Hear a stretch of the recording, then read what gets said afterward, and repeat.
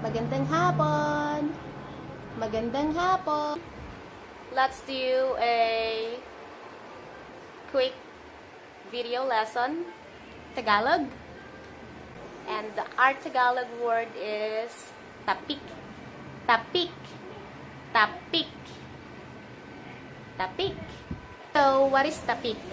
Tapik is the Filipino or Tagalog word for bud, which is the quick and gentle touch using the flat of the hand. Help tita. Yes! Is that a yes? Oh my god. Tapik.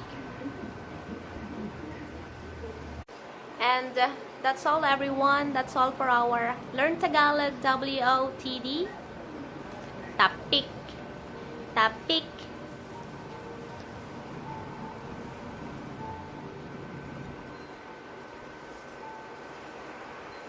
Bye! Sleepy na ang Husky!